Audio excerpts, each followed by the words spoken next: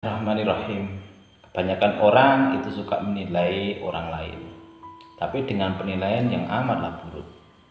Apabila ada orang yang susah terus-menerus hidupnya, banyak sialnya, banyak hutangnya, melarat, mereka akan menilai bahwa itu disebabkan dosanya terlalu banyak dan dijauhi oleh Allah.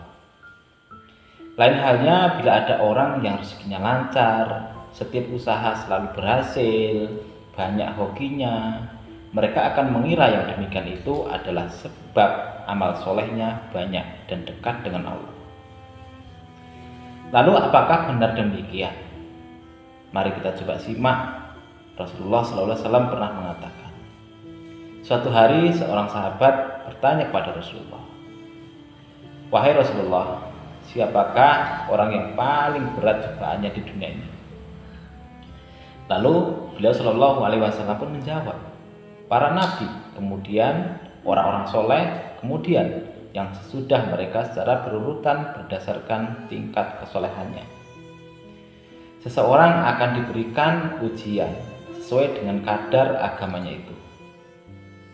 Bila ia kuat, maka ditambah cobaan baginya. Kalau ia lemah dalam agamanya, akan diringankan cobaan baginya itu. Seorang mukmin akan tetap diberi cobaan sampai ia berjalan di muka bumi ini tanpa dosa sedikit pun. Sahabatku semuanya, hadis tadi menunjukkan bahwa kadar cobaan berupa musibah yang diberikan Allah Subhanahu wa taala itu bertingkat-tingkat. Semakin tinggi tingkatan keimanan, semakin berat ujian yang akan dialaminya. Sejatinya cobaan itu merupakan proses penguatan iman dan ketakwaan. Maka bersabarlah dan terimalah dengan segala keikhlasan apa yang terjadi. Tidak perlu segala cobaan itu disikapi terlalu berlebihan. Tafakuri dan temukan hikmah dari setiap cobaan itu. Sifat ikhlas atas semua kehendaknya dan mentafakuri apa yang dialami akan memberikan pengalaman spiritual yang luar biasa dan menjadi bekal dalam menjalani kehidupan ini.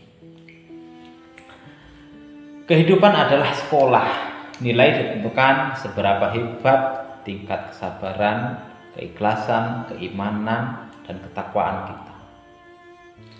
Tidak ada sesuatu pun yang tak bernilai. Semuanya memiliki tujuan. Dan bagi mereka yang mampu mengambil pelajaran, kemuliaan hidup yang akan didapatkannya. Apabila kita tengah menghadapi kebangkrutan usaha, utang yang menggunung di mana-mana, tetaplah berusaha untuk bersyukur, karena Allah tidak membangkrutkan iman kita dan ketakwaan kita. Bangkrut di dunia ini lebih baik daripada bangkrut di akhirat nanti. Apabila ada salah satu anggota keluarga kita yang sedang ditimpa musibah sakit, kecelakaan, atau bahkan meninggal, maka ikhlaskan dan sadari bahwa tak ada sesuatu pun di dunia ini yang bukan atas kehendaknya. Tak ada sesuatu apapun yang luput dari pengetahuannya. Kehidupan dunia ini sesungguhnya ladang amal soleh, mengumpulkan bekal untuk kehidupan abadi kelak. Apabila kita tengah dilanda musibah, anak kita tidak bisa diatur karena kenakalannya misal, atau sedang ingin memiliki anak yang sudah menikah belasan tahun belum juga dikaruniai seorang buah hati, maka tetaplah berbaik sangka kepada Allah. Doa, ikhtiar, jangan pernah kendor. Terus berusaha dan percayakan bahwa Tuhan akan memberikan kita apa yang dibutuhkan, bukan apa yang kita inginkan. Ujian dan cobaan di dunia merupakan keniscayaan. Siapapun tidak bisa menghindarinya.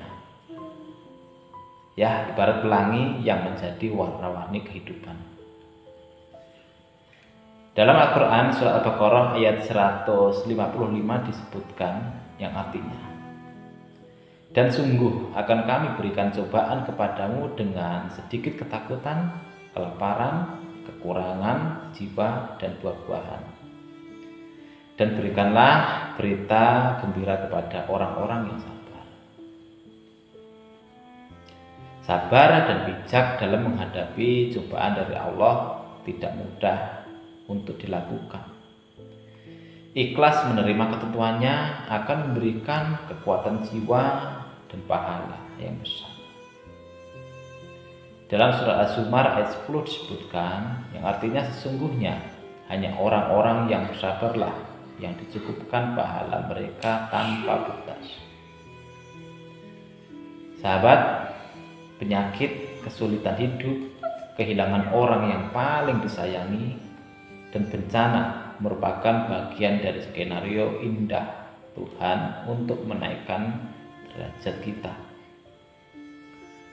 Rasulullah SAW bersabda, tidaklah segala sesuatu yang menimpa orang beriman dari kesusahan, sakit, gundahan, kesedihan, dan gangguan hingga duri yang menusuknya, kecuali Allah akan menggugurkan kesalahannya dengan semua itu.